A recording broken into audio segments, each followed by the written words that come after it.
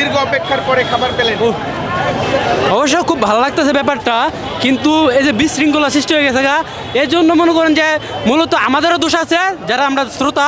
আবার ওই জায়গায় তারা যে পরিবেশটা প্রথমে উচিত ছিল, ওই যে ইফতারি টাইমে যেভাবে বসে না, এইভাবে যদি সিদ্ধান্ত নিত এত কষ্ট হতো না। যাই হোক, অবশ্যই খাবারটা পাইছি, এত খুশি, কিন্তু আমি চাই যে সবাই খাবারটা পাক। ঠিক আছে, এইভাবে মানে যেই চাপ প্রয়োগ করতেছে ওই দিক দিয়া, এত মানুষ, এত ভিড়, এখানে তো মনে করেন যে ভাই সব দলের মানুষ আছে, বুঝছেন? কিছু মানুষ আছে গিয়া উৎপাদিত থাকে শয়তানি করা লাগিয়া, আবার কিছু মানুষ সত্যি ওই খাবার নিতে আগ্রহ, কিন্তু অনেকে মনে করেন যে অনেক বেজাল করে লাইছে। যাই হোক, আলহামদুলিল্লাহ খাবারটা পাইছে। এই খাবারটা যে পাইলেন, এটা কিসের খাবার বা মানে আপনার অনুভূতিটা যদি বলেন? অনুভূতিটা এত কষ্টের পর যেহেতু খাবারটা পাইছি, এই দিক দিয়ে খুব ভালো লাগতেছে ব্যাপারটা। আরেক দিক দিয়ে যতটুকু জানি যে দুইটা গরু আর একটা ছাগল তারা কুরবানি দিছে।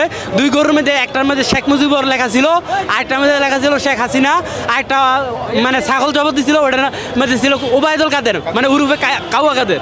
তো যাই হোক, কুরবানি দিয়েছে। এখন কুরবানি দেওয়ার পরে সবার বিতরণ করা হইতেছে আওয়ামী লীগ নিষিদ্ধর কারণে, তাই তো? কিন্তু পুরোপুরি নিষিদ্ধ হয় না যতটুকু জানি। যাই হোক, ইনশাআল্লাহ আশা করা যায় আস্তে আস্তে মানে পুরোপুরি নিষিদ্ধ হয়ে যাবে।